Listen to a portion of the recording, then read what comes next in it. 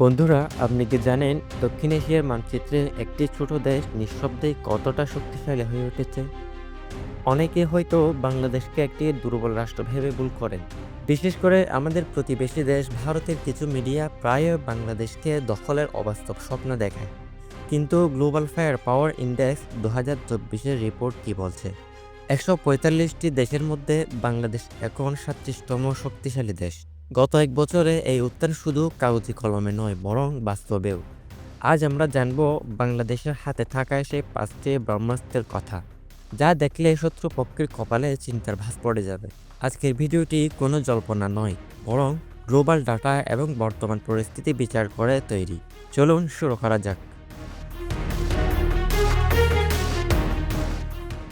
তালিকার 5 নম্বরে রাখছি তুরস্কের তৈরি টাইগার MLRS। এটি কোনো সাধারণ মিসাইল সিস্টেম নয়। এটি এমন এক মরণাস্ত্র যা 120 থেকে 130 কিলোমিটার দূর থেকে নিখুঁতভাবে লক্ষ্যবস্তু ধ্বংস করতে পারে। ভাবুন তো, যদি কৌশলগত কারণে এটি বাংলাদেশের সীমান্তে মোতায়েন করা হয়, তবে কি শিলিগুড়ি করিডোর বা তথাকথিত চিকেন নেক নিরাপদ থাকবে? তুরস্কের এই আধুনিক প্রযুক্তি বর্তমান বাংলাদেশ সেনাবাহিনী, নৌবাহিনী ও বিমান বাহিনী ব্যবহার করছে। ইন্দোনেশিয়া বা আরব আমিরাতের মতো ধনী দেশগুলো যে অস্ত্র ব্যবহার করে তা এখন বাংলাদেশের ভাণ্ডারে। এটি কেবল অস্ত্র নয়, এটি সার্বভৌমত্বের একটি ঢাল। এখন আসা যাক তালিকার 4 নম্বরে, FM-90 এয়ার ডিফেন্স সিস্টেম। আধুনিক যুদ্ধে আকাশের নিয়ন্ত্রণ যার, জয় তার। ভারতের হাতে রাফেলের মতো দামি বুদ্ধিবিমান থাকতে পারে, কিন্তু বাংলাদেশের আছে FM-90 এর মতো সাইলেন্ট কিলার। এটি ড্রোন থেকে শুরু করে ক্রুজ মিসাইল এবং আধুনিক যুদ্ধ বিমানকেও মাঝ আকাশে ধুলোয় মিশিয়ে দিতে সক্ষম। সবচেয়ে অবাক করা বিষয় হলো, চীন এখন বাংলাদেশে এই মিসাইলের কারখানা তৈরির কাজ শুরু করেছে। অর্থাৎ খুব শীঘ্রই বাংলাদেশ নিজেই নিজের এয়ার ডিফেন্স মিসাইল তৈরি করবেন। এটি নিশ্চিতভাবে দক্ষিণ এশিয়ার সামরিক ভারসাম্যের একটি বড় পরিবর্তন। তালিকায় 3 ও 2 নম্বরে রয়েছে আমাদের নৌবাহিনীর গর্ব। 3 নম্বরে রয়েছে বিএনএস বঙ্গবন্ধু ফ্রিগেট। এটি যখন বাংলাদেশ নৌবাহিনীতে যুক্ত হয়, তখন পাকিস্তান বা ভারতের কাছেও এর সমকক্ষ কোনো আধুনিক রণ তৈরি ছিল না। এর শক্তিশালী রাডার এবং জাহাজ বিধ্বংসী মিসাইল শত্রুর জাহাজকে কয়েকশো কিলোমিটার দূর থেকে সাগরে ডুবিয়ে দিতে পারে।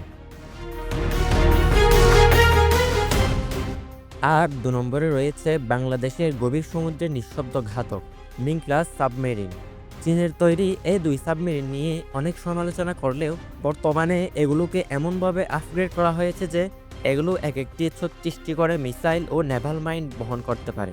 বঙ্গোপসাগরের নীল জলে এই সাবমেরিনগুলো যখন টহল দেয়, তখন যে কোনো বিদেশি যুদ্ধজাহাজ প্রবেশ করতে 10 বার ভাববে। ভবিষ্যতে আরও 4টি সাবমেরিন যুক্ত হওয়ার প্রতিক্রিয়া চলছে, যা বাংলাদেশকে একটি ব্লু ওয়াটার নেভিতে পরিণত করবে। বন্ধুরা, আধুনিক যুদ্ধ মানেই এখন ড্রোনের খেলা। বাংলাদেশের হাতে বর্তমানে 44টি ড্রোন রয়েছে। এর মধ্যে সবচেয়ে আলোচিত তুরস্কের বায়োরাক্টর TB2। ইউক্রেন রাশিয়ার যুদ্ধে এই ড্রোন পুরো বিশ্বকে চমকে দিয়েছে। বাংলাদেশও এখন সেই পথে। তবে আমাদের আসল শক্তি হলো বৈচিত্র্য। একসময় আমরা কেবল চীনের ওপর নির্ভরশীল ছিলাম, কিন্তু এখন আমাদের অস্ত্র আসছে তুরস্ক, রাশিয়া, মার্কিন যুক্তরাষ্ট্র, ফ্রান্স এবং ইতালি থেকে। আমাদের অর্ডিন্যান্স ফ্যাক্টরিতে এখন নিজেদের রাইফেল ও গোলাবারুদ তৈরি হচ্ছে। সবচেয়ে 1 নম্বরে আছে আমাদের আকাশ সীমার অতন্ত্র প্রহরী MiG-29 ফাইটার জেট। যদিও এর সংখ্যা মাত্র 8টি এবং এগুলো বেশ পুরনো, তবুও দক্ষ পাইলটদের হাতে এটি আজও যে কোনো বড় শক্তির জন্য চ্যালেঞ্জ। তবে আসার কথা হলো, ফোর্সের গোল 2030 এর আওতায় বাংলাদেশ নতুন প্রজন্মের স্টিল বা সেমি স্টিল যুদ্ধবিমান কেনার প্রতিক্রিয়া চলছে। ডক্টর মোহাম্মদ ইউনূসের বর্তমান নেতৃত্ব এবং ভূরাজনৈতিক প্রেক্ষাপটে বাংলাদেশ এখন আত্মরক্ষার বদলে সক্রিয় প্রতিরোধের দিকে এগোচ্ছে। পরিশেষে একটি কথা মনে রাখা দরকার, বাংলাদেশ কোনো দেশের শত্রু নয়, আমরা শান্তিকামী জাতি। কিন্তু কেউ যদি আমাদের সার্বভৌমত্বের আঘাত হানতে চায়, তবে বর্তমান বাংলাদেশ সেই 19শে ডিসেম্বর 1971-এর মতো আর নিরস্ত্র নয়।